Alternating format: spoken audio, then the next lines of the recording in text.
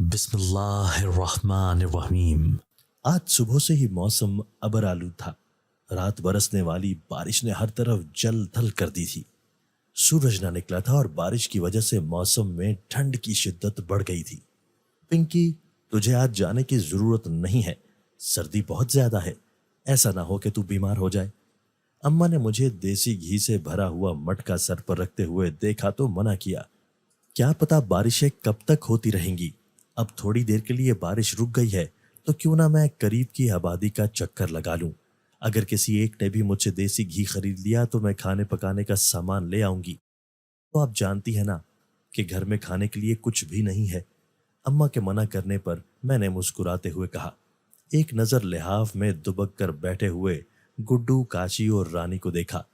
अब्बा के मरने के बाद से अपने 3 छोटे बहन भाइयों को खिलाने की जिम्मेदारी मेरे सर पर आन पड़ी थी। शादी के कुछ अर्सा बाद ही एक रोड एक्सीडेंट में अम्मा एक टांग से माजूर हो गई थी। इसलिए किसी किस्म की मजदूरी करना उनके लिए मुमकिन न रहा था। पुराने से कच्चे टूटे फूटे मकान से बाहर निकली तो बस्ती में हर तरफ पानी ही पानी खड़ा था। इस इलाके में ज्यादातर मजदूर और गरीब लोग ही बसते थे। इसलिए यहाँ की गलियां भी कच्ची मिट्टी से बनी हुई थी। बारिश की वजह से हर तरफ कीचड़ ही कीचड़ दिखाई दे रहा था। मोहतात अंदाज से कदम उठाते हुए मैं संभल कर आगे बढ़ रही थी। खुदा ना ख्वास्ता अगर पांव फिसल जाता तो मुझे चोट लगने के अलावा बहुत नुकसान भी हो सकता था। देसी घी से भरा हुआ मटका टूट जाने की वजह से देसी घी जाया हो जाता। मैं ऐसा हरगिज नहीं चाहती थी। दिल ही दिल में मैं अल्लाह ताला से मदद मांगते हुए आगे बढ़ रही थी। अपनी बस्ती से बाहर निकलकर सड़क पर आई तो मैंने शुक्र अदा किया। कीचड़ और ऊंचे नीचे रास्तों से बचकर मैं सड़क तक आ गई थी। मैं पैदल चल रही थी लेकिन इसके बावजूद ठंड की वजह से पांव यख होते महसूस हो रहे थे। मैं अल्लाह ताला से मदद की दुआ मांगते हुए शहरी आबादी की तरफ जा रही थी। हमारी कच्ची बस्ती शहर से थोड़े फासले पर थी। सड़क के किनारे दरख्तों की बहुतात थी। सर्दी ज्यादा होने की वजह से ट्रैफिक का रश भी ज्यादा न था। मैं अपने ख्यालों में मगन तेजी से आगे बढ़े जा रही थी। आबादी से अभी कुछ फासले पर थी कि एक मर्द और औरत मुझे एक दरख्त के नीचे खड़े दिखाई दिए। अचानक ही बारिश की चंद बूंदें मेरे चेहरे से टकराईं। मेरे अल्लाह, बारिश तो दोबारा शुरू होने लगी है। अब मैं क्या करूंगी? आसमान की तरफ देखते हुए मैंने फिक्रमंदी से कहा। जमीन पर बारिश के कतरे गिरते हुए दिखाई देने लगे। उस वक्त बारिश से बचने के लिए किसी दरख्त के नीचे खड़े होने के अलावा और कोई चारा न था। तेज कदम उठाती दरख्त के नीचे आ खड़ी हो गई। दूर से दिखाई देने वाले मर्द और औरत भी उसी दरख्त के नीचे खड़े थे। एक निगाह मुझ पर डालने के बाद वो दोबारा अपनी बातों में मसरूफ हो गए थे। लड़की ने गुलाबी रंग का इंतहाई काम वाला सूट पहना हुआ था, जबकि लड़का सफेद रंग की शलवार कमीज में मलबूस था। वो दोनों बातें करने में इतने मगन थे कि मेरी मौजूदगी का एहसास ही नहीं हो रहा था। देखते ही देखते बारिश का जोर बढ़ने लगा और मेरा दिल तेजी से धड़कने लगा। अभी मैं घर से निकली ही थी कि दोबारा बारिश बरसने लगी। अपने से ज्यादा मुझे अपनी माँ की और बहन भाइयों की फिक्र थी। इस सर्दी और बारिश में मैंने घर से निकलने का फैसला इसलिए किया था ताकि उनके खाने पीने का कुछ इंतजाम कर सकूं। लेकिन बारिश के तेवर देखकर तो मुझे ऐसा करना नामुमकिन ही लग रहा था। दरख्त के नीचे पड़े हुए एक पत्थर पर मैं बैठ गई। थोड़ी देर बाद मैं दरख्त के नीचे खड़े उस नए शादीशुदा जोड़े को भी निगाह उठाकर देख लेती। उनके हुलिये से मुझे अंदाजा लगाने में मुश्किल नहीं हुई थी कि ये कोई नया शादीशुदा जोड़ा है। मुझसे बेनियाज वो बातें करने में मसरूफ थे। अल्लाह ही जानता है कि वो इस दरख्त के नीचे क्यों खड़े थे। शायद किसी का इंतजार कर रहे थे। बारिश कभी बहुत तेजी से बरसने लगती और कभी उसका जोर कम हो जाता, लेकिन रुक नहीं रही थी। उस दरख्त के नीचे बैठे हुए मुझे काफी देर हो चुकी थी। हैरत की बात तो यह थी कि यह दरख्त भी बारिश को मुकम्मल तौर पर रोक नहीं सकता था। जगह जगह से मेरा लिबास भी भीग चुका था, लेकिन वो दोनों मियाँ बीवी दरख्त के नीचे आराम से खड़े थे। अब तो सर्दी से मेरा जिस्म कपकपाने लगा था। बारिश तो रुकने का नाम ही नहीं ले रही थी।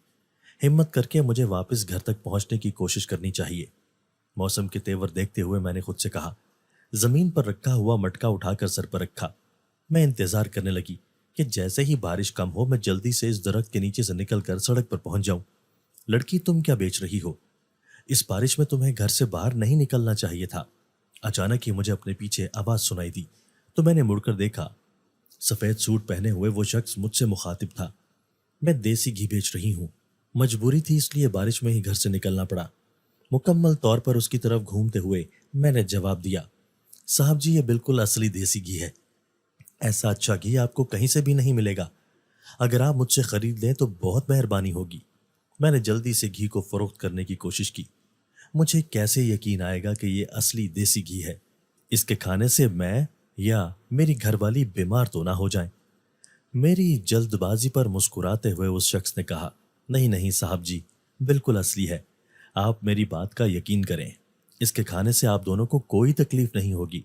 मैंने अपने देसी घी की तारीफ करते हुए कहा, मुझे लगता है कि तुम्हारी बात पर यकीन कर लेना चाहिए। तुम इस बारिश में घर से निकली हो तो कुछ ना कुछ तुमसे खरीद लेना चाहिए ताकि तुम खाली घर वापस ना जाओ। उस शख्स ने मेरे सर पर रखे हुए मटके की तरफ इशारा करते हुए कहा। मेरे तो दिल की मुराद पूरी हो रही थी, इसलिए जल्दी से मटका सर से उतार कर जमीन पर रखा। अगर आपको यकीन नहीं आता तो इसकी खुशबू सूंघ लें, आपको यकीन आ जाएगा। ऐसी मजेदार खुशबू है कि खाने से आपका दिल ही नहीं भरने लगा।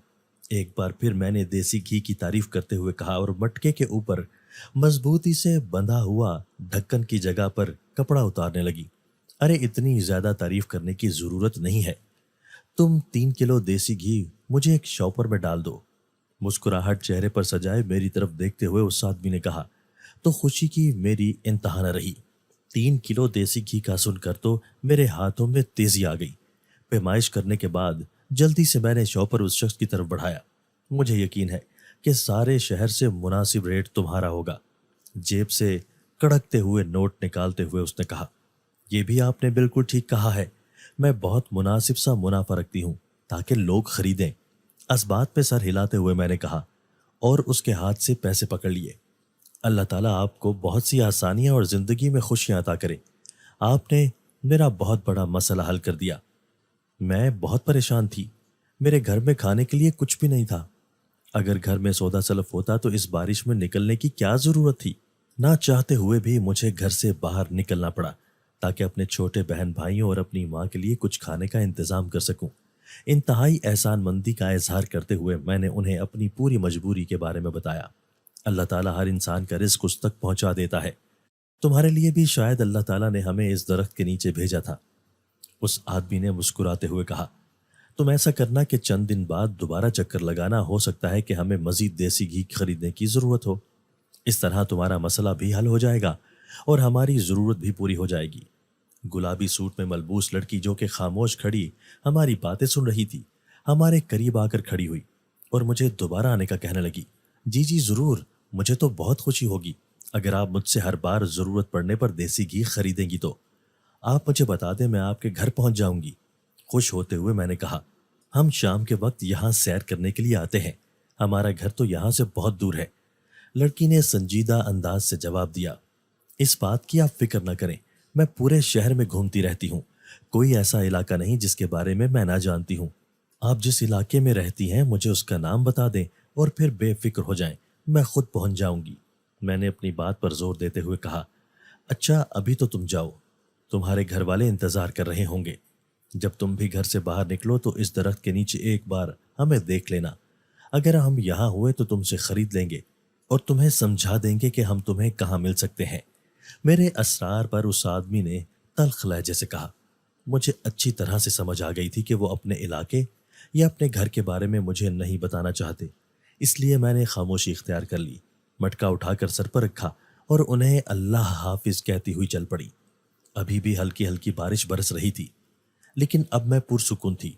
मेरे पास अच्छी खासी रकम आ चुकी थी। दिल ही दिल में मैं अल्लाह ताला का शुक्र अदा करते हुए मैं मोहल्ले की दुकान पर आ गई। जरूरी सामान खरीदा और घर आ गई। मुझे देखकर अम्मा के वीरान और परेशान चेहरे पर सुकून के तासुरात दिखाई देने लगे थे। आज तो बड़ी जल्दी वापस आ गई है। खुश होते हुए अम्मा ने पूछा, बारिश ने तो ना खत्म होने की कसम उठा ली है, लेकिन अल्लाह ताला ने हमारे रिस्क का बंदोबस्त कर दिया था, इसलिए जल्दी वापस आ गई हूँ। देसी घी का मटका चारपाई के नीचे संभाल कर रखते हुए मैंने कहा, अल्लाह ताला ही सबको रिस्क देने वाला है। हम जितना भी उस रब का शुक्र अदा करें कम है। अम्मा ने दोनों हाथ उठाकर शुक्र अदा करते हुए कहा, बस अम्मा, अब हम जल्दी से खाना बना लेती हैं, बहुत भूख लग रही है। किचन का सामान अम्मा के सामने रखते हुए मैंने कहा, میں ابھی کھانا بناتی ہوں، تجھے آرام کرنا چاہیے، بارش میں بھیگنے کی وجہ سے تم بیمار بھی ہو سکتی ہو۔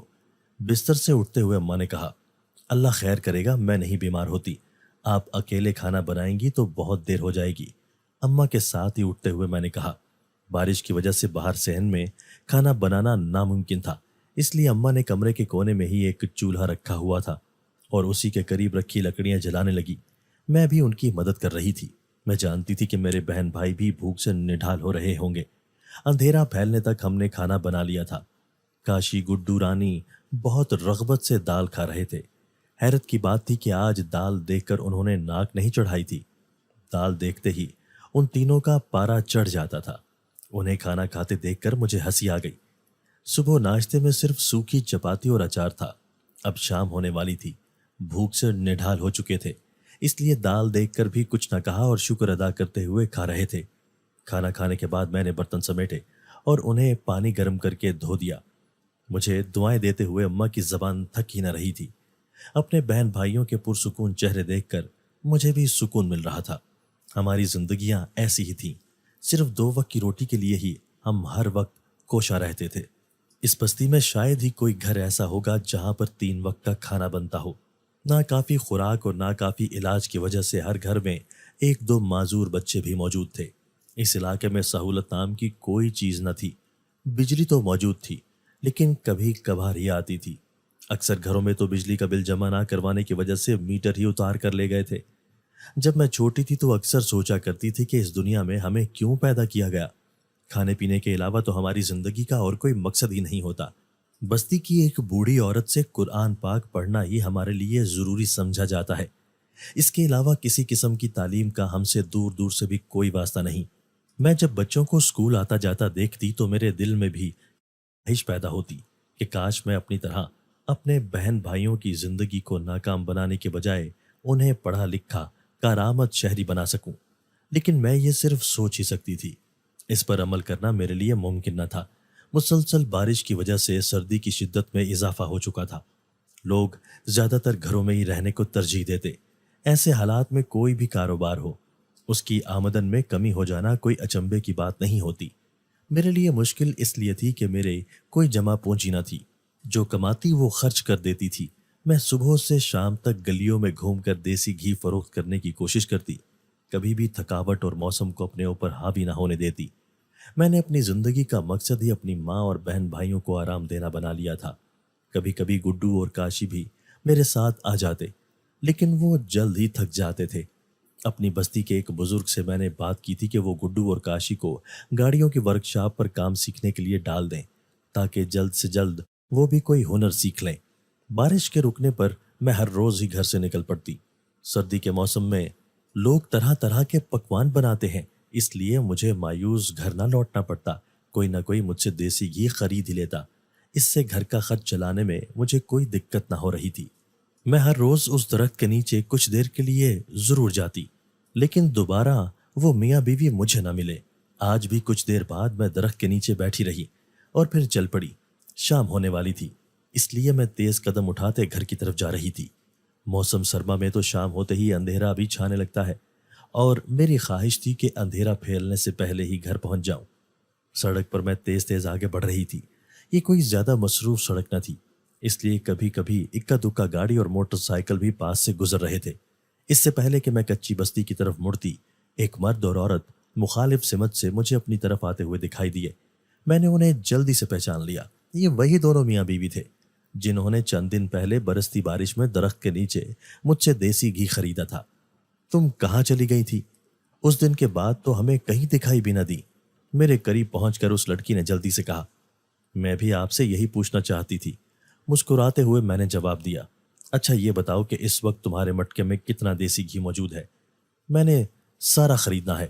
اس لڑکی کے خامند نے ہماری باتوں کی طرف کوئی توجہ نہ دی اور مٹکے کی طرف اشارہ کرتے ہوئے پوچھا، اس میں 10 کلو دیسی گھی پڑتا ہے، 2 کلو آج میں نے بیچ دیا ہے، 8 کلو باقی ہے۔ میں نے اسے جلدی سے بتایا، یہ جان کر کہ وہ سارا مٹکا ہی خریدنا چاہتا ہے۔ میری تو خوشی کی کوئی انتہا ہی نہ رہی تھی۔ ایسا تو میں نے کبھی خواب میں بھی نہیں سوچا تھا۔ اگر آپ یہ سارا خریدنا چاہتے ہیں تو میں اس کی قیمت کم کر دوں گی۔ مٹکا سر سے اتار کر زمین پر رکھتے ہوئے میں نے خالص کاروباری انداز سے کہا۔ تم تو مجھے اصلی کاروباری عورت لگتی ہو، بہت جلد ہی تم کوئی اپنا کاروبار بھی کر لو گی۔ میری پیشکش سننے کے بعد اس آدمی نے مسکراتے ہوئے کہا۔ اس کی تعریف پر مجھے بہت ہنسی آ گئی تھی۔ نہ صرف دیسی گھی بلکہ اس مٹکے کی قیمت بھی مجھے بتاؤ، میں یہ مٹکا بھی خرید دوں گا اور تمہیں اس کی قیمت ادا کر دوں گا، سنجیدہ انداز سے اس آدمی نے کہا۔ میں نے دیسی گھی اور مٹکے کی قیمت بتائی۔ پوری قیمت ادا کرنے کے بعد وہ شخص مٹکا اٹھا کر شہر جانے والے راستے پر مڑ گیا۔ اس کی بیوی بھی تیز تیز قدم اٹھاتی اس کے برابر چلنے کی کوشش کر رہی تھی۔ اپنے ہاتھ میں پکڑے ہوئے پیسے دیکھ کر بھی مجھے یقین نہیں آ رہا تھا کہ آج کے دن میں نے اتنے زیادہ پیسے کما لیے ہیں۔ سارا دن میں صرف 2 کلو ہی بکا تھا اور پھر ایک دم سے پورا مٹکا ہی بک گیا تھا۔ خوشی سے اچھلتے ہوئے گھر جانے والے راستے پر تیز رفتاری سے آگے بڑھنے لگی۔ راستے میں ایک دکان سے میں نے پھل خریدا۔ آج بہت عرصے بعد میں اپنے گھر پھل لے کر جا رہی تھی۔ اماں میرے ہاتھ میں پھل دیکھ کر خوش ہونے کے ساتھ ساتھ حیران بھی ہو رہی تھی۔ آج تو لگتا ہے کہ مٹکے سمیت ہی بیچ آئی ہو۔ اماں نے مجھے مٹکے کے بغیر گھر آتے ہوئے دیکھا تو مسکراتے ہوئے پوچھا، آپ نے بالکل صحیح اندازہ لگایا ہے، آج تو میری زندگی کا بہت اچھا دن تھا۔ حیرت انگیز طور پر سارا دیسی گھی میں نے بیچ دیا۔ مجھے یقین ہی نہیں آ رہا۔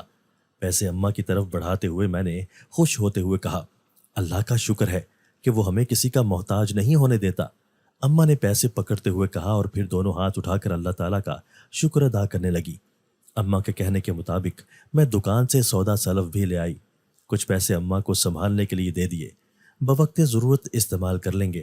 بستی کی عورت سے مٹکا اور دیسی گھی بھی خرید لیا تاکہ کل سے دوبارہ کام پر جا سکوں۔ آج میں بہت خوش اور مطمئن تھی۔ بستر پر لیٹتے ہی نیند آ گئی تھی۔ صبح اماں کے شور مچانے پر میری آنکھ کھلی۔ مجھے تو کچھ سمجھ نہیں آ رہی کہ کیا ہوا ہے۔ میرے کچھ پوچھنے سے پہلے ہی اماں نے سر پیٹتے ہوئے کہا، ایسی بھی کیا بات ہو گئی ہے جس پر آپ اتنا واویلا مچا رہی ہیں؟ آپ کے شور کی وجہ سے کاشی رانی اور گڈو بھی جاگ گئے ہیں۔ اماں کے سامنے ہی زمین پر بیٹھے ہوئے میں نے فکر مندی سے پوچھا، ایسا انہونا واقعہ میں نے اپنی زندگی میں پہلی بار دیکھا ہے۔ خوف زدہ انداز سے میری طرف دیکھتے ہوئے اماں نے کہا، اب کچھ بتا بھی دیں کیا ہوا ہے؟ بے صبری سے میں نے کہا۔ گود میں رکھا ہوا دوپٹہ میری طرف بڑھاتے ہوئے اماں نے کہا کہ تو خود ہی دیکھ لے کیا ہوا ہے۔ کیا ہے اس دوپٹے میں؟ آپ خود ہی بتا دیں۔ دوپٹہ ان کی طرف واپس بڑھاتے ہوئے میں نے کہا، رات کو اس دوپٹے کے ایک کونے میں نے وہ پیسے باندھے تھے جو تم نے دیے تھے۔ صبح اٹھنے کے بعد جب میں نے گرہ کھول کر دیکھی تو ان میں پیسے کی بجائے یہ مٹی پڑی ہوئی تھی۔ دوپٹے کے کونے میں بندھی ہوئی مٹی میری طرف بڑھاتے ہوئے اماں نے کہا۔ ان کی بات سن کر مجھے بہت حیرت ہو رہی تھی۔ کیسے ممکن تھا کہ پیسے مٹی میں تبدیل ہو جائیں؟ آپ کو کوئی غلط فہمی ہوئی ہے، سوچنے کی کوشش کریں، ہو سکتا ہے آپ نے پیسے کہیں اور سنبھالے ہوں۔ یقین نہ آنے والے انداز سے میں نے کہا، مجھے اچھی طرح سے یاد ہے کہ میں نے پیسے دوپٹے کے کونے میں ہی باندھے تھے اور کہیں بھی نہیں رکھے تھے۔ اپنی بات پر زور دیتے ہوئے انہوں نے کہا، مجھے تو کچھ سمجھ نہیں آ رہی، پیسے خود بخود مٹی میں کیسے تبدیل ہو سکتے ہیں؟ ایک لمبی سانس لیتے ہوئے میں نے حیران ہوتے ہوئے پوچھا، یہی تو میں بھی جاننا چاہتی ہوں، یہ کیسے ممکن ہے؟ اماں نے میری طرف دیکھتے ہوئے کہا۔ دوپٹہ ماں کے ہاتھ سے لے کر میں نے مٹی کا معائنہ کیا، لیکن وہ بالکل عام سی مٹی تھی۔ اس سے پہلے میں نے کبھی کوئی ایسا واقعہ نہ سنا تھا۔ پیسوں کا مٹی میں تبدیل ہو جانا بہت حیرت انگیز بات تھی۔ اماں کو تو میں نے تسلی دے دی تھی، لیکن مجھے خود ابھی تک کچھ سمجھ نہیں آیا تھا۔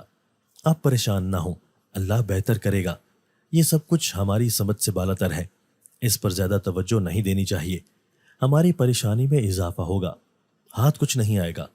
اماں کو سمجھانے کی کوشش کرتے ہوئے میں نے کہا، میرا دل بہت گھبرا رہا ہے، کچھ نہ کچھ ایسا ضرور تھا جس کی مجھے سمجھ نہیں آ رہی تھی۔ اماں کے ساتھ مل کر ناشتہ بنایا اور سر پر دیسی گھی کا مٹکا رکھ کر نکل آئی۔ آج بھی بادل چھائے ہوئے تھے اور ٹھنڈی ہوا چل رہی تھی۔ بار بار میرا دماغ آج صبح رونما ہونے والے اس عجیب و غریب واقعے کے بارے میں سوچنے لگ جاتا۔ صبح سے شام ہو گئی تھی۔ آج تو میں نے آدھے سے زیادہ شہر گھوم لیا تھا۔ اس وقت تھکاوٹ سے برا حال ہو رہا تھا۔ جلد سے جلد گھر پہنچنا چاہتی تھی تاکہ آرام کر سکوں۔ گھر کی طرف بڑھتے ہوئے میرے قدم ایک دم سے رک گئے۔ ابھی میں بستی سے کچھ فاصلے پر ہی تھی جب مجھے وہی لڑکی دکھائی دی جس کے خاوند نے کل مجھ سے پورا مٹکا دیسی گھی کا خریدا تھا۔ وہ لڑکی دونوں ہاتھ اپنی کمر کے گرد رکھ کر انتہائی غصے سے میری طرف دیکھ رہی تھی۔ میں کب سے تمہارا انتظار کر رہی تھی، تمہارا تو آج دل ہی نہیں چاہ رہا ہے گھر واپس جانے کا، اس لیے आने में इतनी देर लगा दी है। उस लड़की ने इंतहाई गुस्सीले अंदाज से मेरी तरफ देखते हुए कहा, तो है ना बाजी, आप मेरा इंतजार क्यों कर रही थी? किस चीज की जरूरत है? कारोबारी अंदाज से मुस्कुराते हुए मैंने पूछा, अगर मुझे किसी चीज की जरूरत होगी तो मैं तुम्हें कहूंगी। क्या तुम्हारी इतनी औकात है कि तुम मेरी जरूरत पूरी कर सको? अपनी बड़ी बड़ी सुर्ख आंखों से घूरते हुए उसने इंतहाई बदतमीजी करते हुए कहा, आप शदीद गुस्से में दिखाई दे रही हैं। अगर मुझसे कोई गलती हो गई है तो मुझे माफ कर दें। उसके चेहरे के उतार चढ़ाव देखते हुए मैंने कहा, आज वो अकेली थी, उसका खाविंद भी उसके साथ नहीं था और वो बहुत गुस्से में दिखाई दे रही थी। ऐसे कैसे तुम्हें माफ कर दूं? तुम्हारी वजह से आज मैं इस हाल में पहुंची हूं। हाथ नचाते हुए उसने इंतहाई तुर्श लहजे से कहा, मेरी वजह से? हाथ से अपनी तरफ इशारा करते हुए हैरानगी से मैंने पूछा, बिल्कुल तुम्हारी वजह से, और तुम्हारे इस देसी घी की वजह से। तंजिया अंदाज से मेरे सर पर रखे हुए मटके की तरफ इशारा करते हुए उसने कहा, मुझे तो कुछ समझ नहीं आ रही आप क्या कह रही हैं।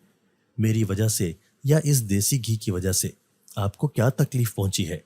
उसके चेहरे की तरफ देखते हुए मैंने जल्दी से पूछा, तुम्हारे इस जाली देसी घी को खाने की वजह से मेरी सेहत खराब हो गई है। कल से अभी तक जो चीज भी मैं खा रही हूं वो हजम ही नहीं हो रही। अगर मेरे बच्चे को कोई नुकसान पहुंचा तो मैं तुम्हारे सारे खानदान को मार दूंगी। इंतहाई ऊंची आवाज से मुझे धमकी देते हुए उसने कहा, मुझे ये समझ नहीं आ रही कि इसमें मेरा क्या कसूर है। आप मुझ पर क्यों गुस्सा हो रही हैं और इल्जाम दे रही हैं? हैरान होते हुए मैंने पूछा, अभी तुम्हारा ये मटका मैं जमीन पर फेंकती हूँ, उसके बाद तुम्हें पता चलेगा कि तुम्हारा क्या कसूर है। मेरे करीब आकर मटके की तरफ हाथ बढ़ाते हुए उसने कहा, ये आप क्या कर रही हैं? आपको जरा भी एहसास नहीं कि आप मेरा नुकसान करने लगी हैं? तेजी से चंद कदम पीछे हटते हुए मैंने चीखते हुए कहा, लेकिन एक हैरत अंगेज मंजर देखकर खौफ के मारे मेरे कदम जमीन पर ही जम कर रह गए। मैं तेजी से चंद कदम पीछे हट गई थी और वो लड़की अपनी जगह पर ही खड़ी थी। हैरत की बात थी कि उसके बाजू इतने लंबे थे कि फासला होने के बावजूद भी उसने मटके को पकड़ा हुआ था। अचानक ही मुझे महसूस हुआ कि देसी घी का मटका मेरे सर के ऊपर हवा में लहरा रहा है। बेबसी से मैंने आंखें बंद कर ली। मैं जानती थी कि अब एक जोरदार धमाका की आवाज से ये मटका जमीन पर गिरकर किरची किरची हो जाएगा और मेरे बहन भाइयों का रिस्क मेरे सामने जमी बोस हो जाएगा। रेनेका, रेनेका, ये क्या हो गया है तुम्हें? ये क्या कर रही हो? मेरे कानों से एक मर्दाना आवाज टकराई तो मैंने जल्दी से आंखें खोलकर देखा। ये वही आदमी था जिसने कल मुझसे देसी घी खरीदा था। इस वक्त मटका उसके हाथ में था जो उसने मेरे पांव के नजदीक रख दिया था। वो उस गुस्सेली लड़की को रेनिका कहकर मुखातिब कर रहा था। तुम क्यों आए हो? रेनिका ने गुस्से से पूछा। मैं जानता था कि तुम इस गरीब लड़की के पीछे पड़ी होगी, इसलिए आया हूं, उसने तेजी से जवाब दिया। तुम यहां से चले जाओ सेरस, मैं थोड़ी देर में आ जाती हूं। सेरस का जवाब सुनने के बाद नरम लहजे से रेनिका ने कहा, मैं तुम्हें यहां छोड़कर नहीं जा सकता, तुम्हें मेरे साथ चलना होगा। प्यार भरे अंदाज से सेरस ने कहा, यहां से जाने से पहले मैं इस लड़की को सबक सिखा दूं। उसने नकली देसी घी हमें दे दिया, जिसे खाने के बाद मेरी तबीयत खराब हो गई थी। अगर मेरे बच्चे को कुछ हो जाता तो मैं अब तक इसे जिंदा चबा चुकी होती। इंतहाई जारहाना मूड में मेरी तरफ बढ़ते हुए रेनिका ने कहा। इससे पहले कि वह मुझ तक पहुंचकर मुझे कोई नुकसान पहुंचाती, सेरस ने आगे बढ़कर उसे थाम लिया।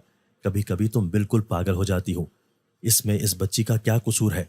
तुम्हारी सेहत ठीक नहीं है, इस वजह से देसी घी खाने के बाद तुम्हें ना सिर्फ पेट दर्द शुरू हुआ था बल्कि कह भी शुरू हो गई थी। लेकिन इसमें इस बच्ची का कसूर तो नहीं है, तुम ख्वामख्वाह ही इसके पीछे पड़ी हो। सेरस ने उसे समझाने की कोशिश करते हुए कहा। मैं खामोशी से दोनों के दरमियान होने वाली गुफ्तगू सुन रही थी। मेरा जी चाह रहा है कि इस लड़की का खून पी जाऊं जिसकी वजह से मेरी सेहत इतनी खराब हो गई है।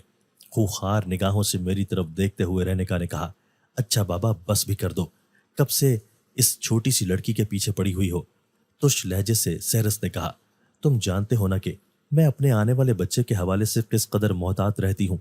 अगर मुझे जरा सा भी अंदाजा होता कि इसका घटिया किस्म का देसी घी खाने से मुझे कोई तकलीफ हो सकती है तो मैं कभी भी ना खाती। रेनिका ने नफरत भरी निगाहों से मेरी तरफ देखते हुए एक ही सांस में ये सब कुछ कहा। ज्यादा गुस्सा करना भी तुम्हारी सेहत के लिए अच्छा नहीं है। तुम्हारे साथ बाकी सब घर वालों ने भी तो खाया था, लेकिन किसी को कोई तकलीफ नहीं हुई, इसलिए ज्यादा गुस्सा करने की जरूरत नहीं है। तुम्हारी हालत ही ऐसी है कि तुम्हें अंदाजा ही नहीं होता कि क्या चीज खाने से तुम बेहतर हो जाती हो اور کون سی چیز کھانے سے طبیعت خراب ہو جاتی ہے۔ سیرس پیار بھرے انداز سے سمجھانے کی کوشش کر رہا تھا۔ ارے لڑکی، تم اپنے گھر جاؤ اور پریشان ہونے کی ضرورت نہیں ہے۔ میری طرف دیکھ کر سیرس نے ہاتھ کے اشارے سے کہا، کدھر جا رہی ہے؟ اسے تو میں سخت سزا دوں گی، میں اسے معاف نہیں کر سکتی۔ میں نے ایک قدم آگے بڑھایا تھا کہ چیختی ہوئی گرجدار آواز سے رینیکا نے مجھے رکنے کے لیے کہا۔ گھومتے ہوئے میں نے جلدی سے پیچھے مڑ کر دیکھا۔ اب بس بھی کر دو، اور کتنا تنگ کرو گی؟ جاؤ تم کیوں رک گئی ہو؟ سیرس نے سخت لہجے میں پہلے رینیکا سے کہا اور پھر مجھے بھی گھورتے ہوئے جانے کا کہا۔ اندھا کیا چاہے دو آنکھیں۔ سیرس کا شکریہ ادا کرتے ہوئے میں نے پیچھے مڑ کر نہ دیکھا اور تیز قدم اٹھاتی ہوئی گھر کی طرف چل پڑی۔ میں نے شکر ادا کیا کہ میں کسی بھی قسم کے نقصان سے بچ گئی تھی۔ اگر بر وقت پہنچ کر رینیکا کا خامد میری مدد نہ کرتا تو وہ پاگل لڑکی غصے سے میرا مٹکا ہی توڑ دیتی اور میرا نقصان کر دیتی۔ گھر کی طرف آتے ہوئے میں بھی دل میں سیرس کا شکریہ ادا کر رہی تھی۔ مجھے بہت حیرت ہو رہی تھی کیونکہ آج تک مجھے کبھی کسی گاہک کی طرف سے کوئی شکایت نہیں آئی تھی۔ میں بالکل اصلی دیسی گھی ہی فروخت کرتی جو ہماری بستی کی عورتیں اپنے گھر میں رکھے ہوئے جانوروں کے دودھ سے تیار کرتی تھی۔ اس بارے میں نے اماں سے کوئی بات نہ کی، ورنہ وہ بھی پریشان ہو جاتی۔ رات کو سوتے ہوئے بھی اس غسیلی لڑکی کی کالی کالی سرخ بڑی آنکھیں میری نگاہوں کے سامنے گھومتی رہیں۔ نہ جانے کیوں مجھے اس لڑکی سے خوف محسوس ہو رہا تھا۔ مجھے ایسا لگتا تھا کہ وہ مجھے معاف نہیں کرے گی، بلکہ کبھی نہ کبھی میرا راستہ روک کر مجھے نقصان پہنچانے کی کوشش ضرور کرے گی۔ دن بھر گلیوں میں چلتے رہنے کی وجہ سے اس وقت تھکاوٹ سے برا حال ہو رہا تھا۔ اسی لڑکی کے بارے میں سوچتے سوچتے میں سو گئی۔ رات کا نہ جانے کون سا پہر تھا جب اچانک سے میری آنکھ کھل گئی۔ میرے چہرے پر کسی نے پانی کے قطرے پھینکے تھے، جس کی وجہ سے میں ہڑبڑا کر اٹھ بیٹھی۔ یہ دیکھ کر میری حیرت کی انتہا نہ رہی کہ پانی صرف میرے چہرے پر ہی نہیں بلکہ میرے تو سارے جسم پر پھیلا ہوا تھا۔ کپڑے بھیگے ہوئے محسوس ہو رہے تھے۔ سردی کی ایک شدید لہر میرے پورے بدن میں دوڑ گئی تھی۔ میرے کپڑے کیسے بھیگ گئے ہیں؟ گیلے کپڑوں کی طرف دیکھتے ہوئے میں حیرت سے سوچنے لگی۔ اس سے پہلے کہ میں کپڑے تبدیل کرنے کے بارے میں سوچتی، مجھے یوں محسوس ہوا کہ کپڑے گیلے ہونے کا مجھے وہم ہوا تھا، جبکہ ایسا کوئی مسئلہ نہ تھا۔ میرے کپڑے بالکل بھی گیلے نہ تھے۔ اس وہم کو اپنا خواب سمجھتے ہوئے میں نے سر جھٹک دیا اور دوبارہ سونے کی کوشش کرنے لگی، اور جلد ہی میں اپنی اس کوشش میں کامیاب بھی ہو گئی۔ معمول کے مطابق صبح اماں نے جگایا تو طبیعت بہت بیزار ہو رہی تھی۔ ایسا محسوس ہو رہا تھا کہ پورا جسم کسی انتہائی وزنی پتھر کے نیچے آ گیا ہوا ہے، جس کے وزن کے نیچے میں اپنا ہاتھ بھی نہیں ہلا سکتی۔ ایک لمبا سانس لیتے ہوئے میں نے اٹھنے کی کوشش کی تو ایک زوردار چیخ حلق سے برآمد ہوئی۔ میری ٹانگیں تو بالکل کسی ٹھوس چیز کی طرح اکڑی ہوئی تھی، جن کو حرکت دینے پر مجھے شدید درد کا احساس ہوا تھا۔ درد کی شدت سے اس سردی کے موسم میں بھی میرے ماتھے پر پسینے کے قطرے نمودار ہو گئے تھے۔ کیا ہوا ہے؟ کیا تکلیف ہے جس کی وجہ سے اتنا زور سے چیخی ہو؟ چیخ کی آواز سن کر اماں اپنی معذور ٹانگ کے ساتھ تیزی سے چلتی ہوئی میرے قریب آئی اور مجھ سے پوچھنے لگی، پتہ نہیں، مجھے نہیں پتا کہ کیا ہو گیا ہے۔ تکلیف کو برداشت کرتے ہوئے میں نے لب بھینچتے ہوئے کہا، یا اللہ خیر کرنا، میری بچی کو کسی مصیبت میں مبتلا نہ کرنا۔ میرے چہرے پر نظر آتی تکلیف کے تاثرات دیکھ کر اماں نے فکر مندی سے کہا، تکلیف کیا ہو رہی ہے؟ کہاں پر درد ہو رہا ہے؟ میرے بستر پر بڑھتے ہوئے اماں نے انتہائی پیار بھرے انداز سے پوچھا۔ پریشانی ان کے چہرے پر بھی دیکھی جا سکتی تھی۔ نہ جانے میری ٹانگیں ایک دم اتنی وزنی ہو چکی ہیں کہ میں انہیں اپنی مرضی سے حرکت بھی نہیں دے پا رہی۔ ایسا لگتا ہے کہ یہ میری ٹانگیں نہیں بلکہ کوئی بہت مضبوط ٹھوس چیز ہو۔ روحان سی لہجے میں نے اماں کی طرف دیکھتے ہوئے کہا۔ تکلیف کی شدت سے میری آنکھوں سے آنسو بہنے لگے تھے۔ تو میری سب سے بہادر بچی ہے، اگر تو بھی رونے لگے گی تو مجھے کون حوصلہ دے گا؟ پریشان مت ہو، میں ابھی مساج کر دیتی ہوں، اس سے تمہیں بہت بہتر محسوس ہوگا۔ ساری دنیا میں گھومتی رہتی ہو، جس کی وجہ سے تمہیں بہت شدید تھکاوٹ ہو گئی ہے۔ اماں نے پیار بھرے انداز سے میرے سر پر ہاتھ پھیرتے ہوئے کہا۔ اماں نے جب میری ٹانگوں کو ہاتھ لگایا تو وہ بھی حیران اور پریشان ہو گئیں۔ صرف کسی لکڑی کی طرح اکڑی ہوئی محسوس نہیں ہو رہی تھی، بلکہ دیکھنے میں بھی ایسا لگ رہا تھا کہ یہ گوشت پوست کی نہیں بلکہ لکڑی کی ہی بنی ہوئی ہیں۔ انتہائی سیاہ رنگت کی یہ ٹانگیں دیکھ کر تو اماں حیرت زدہ رہ گئی۔ یہ اچانک سے تمہاری ٹانگوں کو کیا ہو گیا ہے؟ حیران ہوتے ہوئے اماں نے مجھ سے پوچھا۔ اللہ ہی بہتر جانتا ہے کہ یہ سب کیا ہو رہا ہے، مجھے تو کچھ سمجھ نہیں آ رہی۔ انتہائی تکلیف دہ انداز سے میں نے کہا، تم پریشان مت ہو، اللہ سب بہتر کرے گا، میں حکیم صاحب کو بلا کر لاتی ہوں، وہ تجھے دوا دیں گے، تو جلد ہی بھلی چنگی ہو جائے گی، اماں نے مجھے حوصلہ دیتے ہوئے کہا۔ آنسو پہنچتے ہوئے میں نے اسبات میں سر ہلا دیا۔ چھوٹے بہن بھائیوں کو میرے پاس بٹھا کر اماں حکیم صاحب کو بلانے کے لیے چلی گئی۔ تینوں بہت پریشان بیٹھے ہوئے تھے، میں خود بھی بہت فکر مند ہو رہی تھی۔ اس گھر میں کمانے والی صرف میں ہی تھی۔ سارا دن کی محنت مزدوری سے بہت مشکل سے 2 وقت کی روٹی حاصل ہوتی تھی۔ اب اگر میں بستر پر پڑ گئی تو ان چھوٹے بہن بھائیوں کا کیا ہوگا؟ اپنے بہن بھائیوں کے پریشان حال چہرے دیکھتے ہوئے میں نے روتے ہوئے سوچا۔ ان کی معصوم سی شکلیں دیکھ کر آنسو خود بخود ہی میری آنکھوں سے بہنے لگے تھے۔ یا اللہ، میں کس مصیبت میں پھنس گئی ہوں؟ آسمان کی طرف نظر اٹھاتے ہوئے بے بسی سے میں نے کہا۔ تھوڑی دیر بعد ہی اماں بستی کی ایک بزرگ کو لے آئی تھی۔ بچپن سے ہی انہیں دیکھتی آ رہی تھی۔ جب بھی محلے میں کوئی بڑا یا چھوٹا بیمار ہوتا تو حکیم صاحب کے پاس ہی جاتے تھے۔ حکیم صاحب نے بھی مختلف قسم کی جڑی بوٹیوں کو ملا کر دوائی تیار کی ہوتی تھی، جسے کھاتے ہی شفا مل جاتی تھی۔ حکیم صاحب اب بہت بوڑھے ہو چکے تھے۔ میری نبض ٹٹول کر محسوس کرنے کے بعد حکیم صاحب کچھ سوچنے لگے۔ کیا ہوا ہے حکیم صاحب؟ آپ تو پریشان دکھائی دینے لگے ہیں۔ حکیم صاحب کو گہری سوچ میں ڈوبا دیکھ کر اماں نے فکر مندی سے پوچھا۔ مجھے تو کچھ سمجھ نہیں آ رہی، بظاہر تو کسی تکلیف کے آثار دکھائی نہیں دے رہے۔ میرے علم کے مطابق اس کی نبض بالکل ٹھیک ٹھاک ہے۔ ٹانگوں کی سیاہ رنگت دیکھ کر مجھے اپنے ہی علم پر شک ہونے لگا ہے۔ حکیم صاحب نے ایک لمبا گہرا سانس لیتے ہوئے اپنی بے بسی کا اظہار کیا۔ مجھے تو صرف آپ سے ہی امید تھی کہ آپ میری بیٹی کا علاج کر دیں گے۔ آپ کے چہرے پر تو مجھے مایوسی کے اثرات دکھائی دے رہے ہیں۔ اماں نے امید طلب نگاہوں سے حکیم صاحب کی طرف دیکھتے ہوئے کہا۔ اللہ سے دعا کرو، صرف وہی شفا دینے والا ہے۔ اپنی سمجھ بوجھ اور عقل کے مطابق میں اس بچی کا علاج شروع کرتا ہوں اور اللہ سے ہی امید رکھتا ہوں کہ وہ جلد ہی اسے صحت یابی عطا فرمائیں گے۔ حکیم صاحب نے اماں کو تسلی دیتے ہوئے دعائیا انداز سے کہا۔ اللہ آپ کا بھلا کرے، ہمیں تو اس زمین پر رب کے سوا صرف آپ ہی کا آسرا ہے۔ آپ اچھی طرح سے جانتے ہیں کہ میری یہ بچی کماتی ہے تو ہم سب کھاتے ہیں، اس کا علاج شروع کرنے میں دیر نہ کریں۔ اماں نے انتہائی دکھ بھرے انداز سے حکیم صاحب سے کہا۔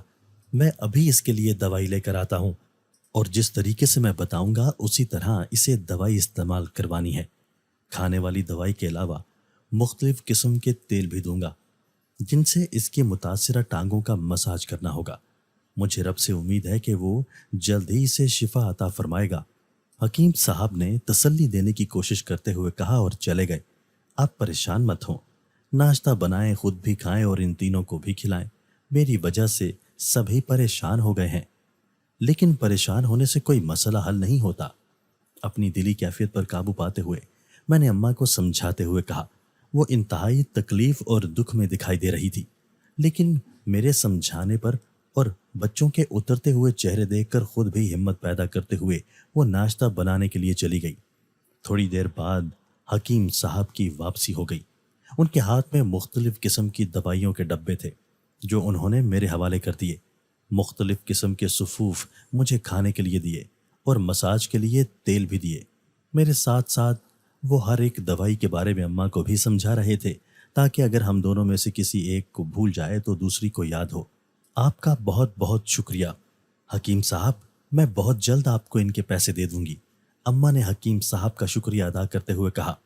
اب یہ بچی تو کچھ روز تک کام پر نہیں جا سکے گی، بہتر یہ ہے کہ تم اپنے بیٹوں کو کسی کام پر ڈال دو، کم از کم روٹی کا کوئی بندوبست ہو جایا کرے گا۔ جاتے ہوئے حکیم صاحب اماں کو مشورہ دے گئے تھے۔ جلد ہی پوری بستی میں یہ خبر پھیل گئی تھی کہ میں کسی ایسی بیماری میں مبتلا ہو گئی ہوں جس کے بارے میں حکیم صاحب کو بھی علم نہیں ہے۔ آس پاس کی عورتیں جوک در جوک میری عیادت کے لیے آنے لگی۔ ہر کوئی حیران تھا کہ اچانک یہ مجھے کیا ہو گیا ہے۔ سب اپنی اپنی قیاس سرائیاں کر رہی تھیں۔ 2 دن گزر چکے تھے لیکن حکیم صاحب کی دوائی سے کوئی فرق نہ پڑا تھا۔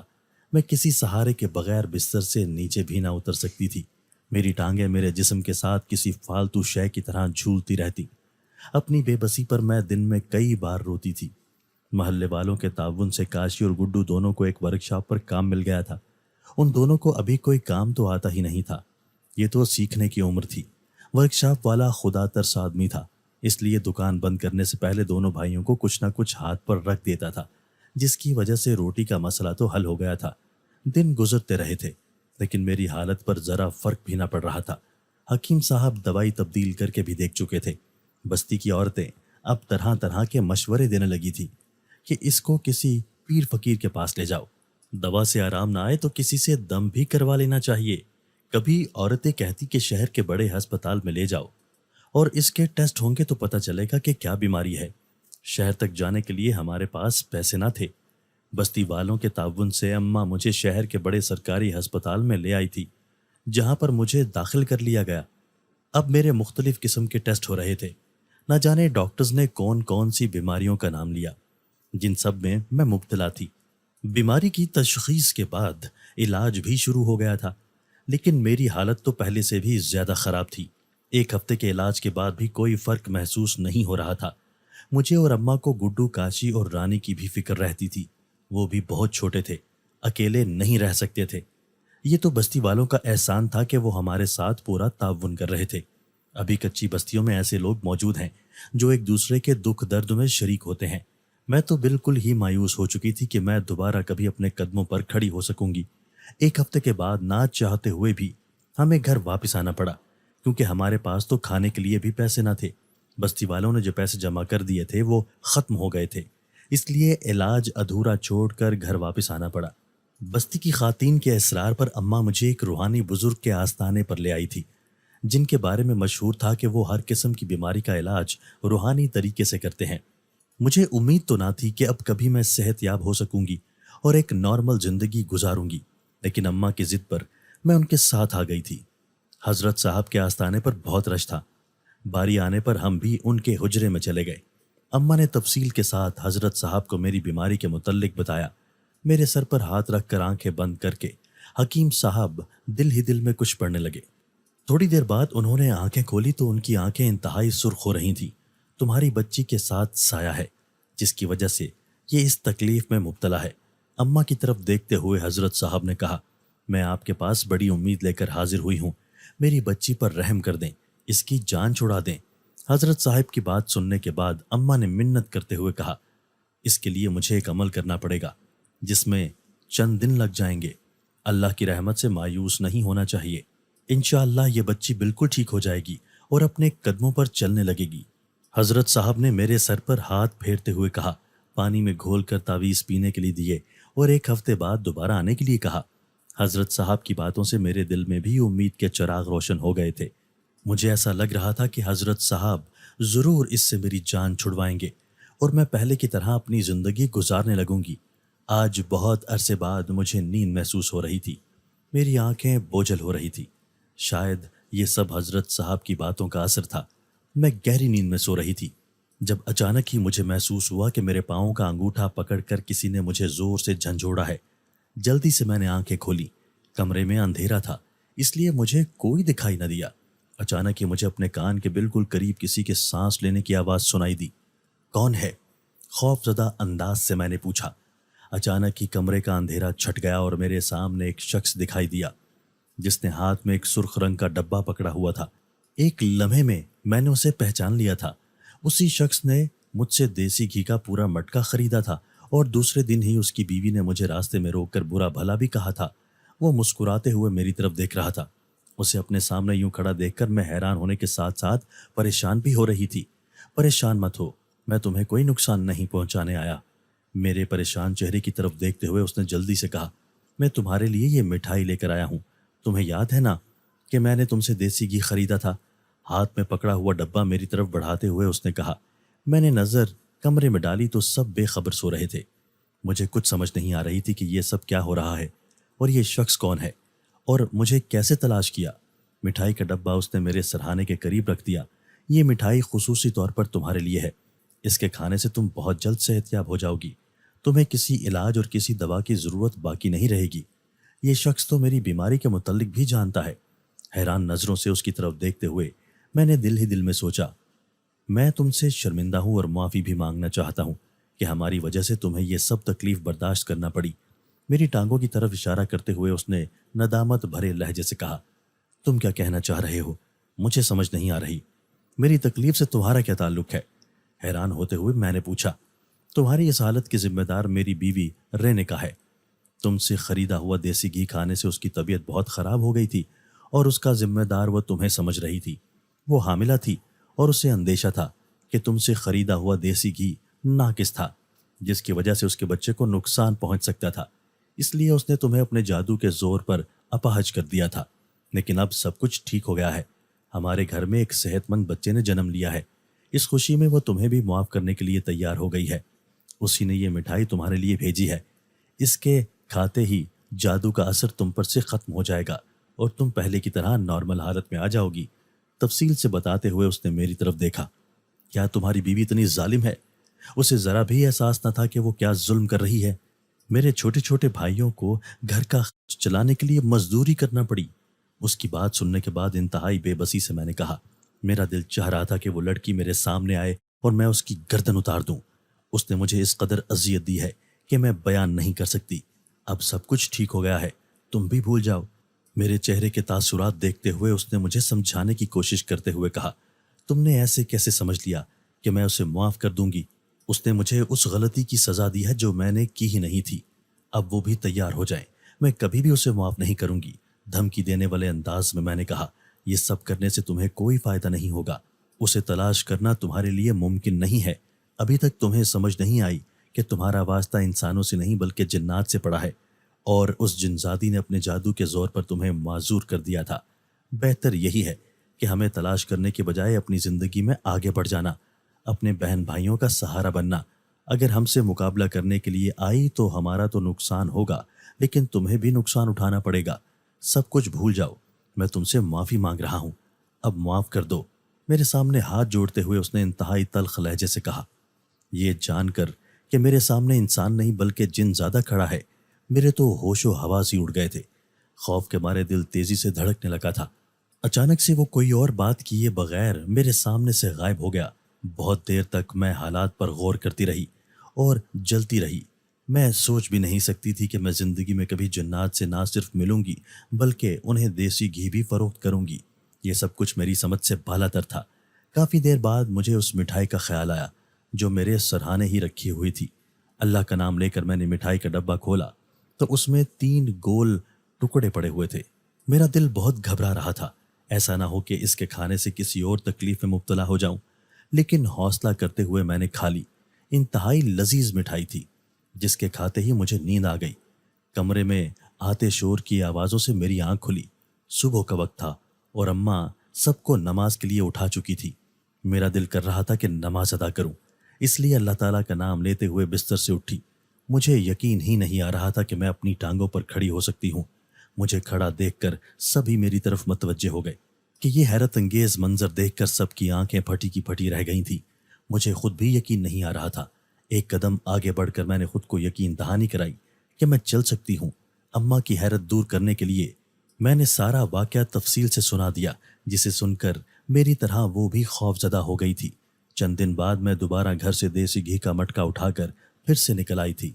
अपनी सोचों में आगे बढ़ रही थी जब अचानक ही मैंने अपना रास्ता बदल लेने का फैसला किया। अब मैं कभी उस रास्ते पर नहीं जाऊंगी जिस रास्ते पर वो जालिम जिनजादी मुझे मिली थी।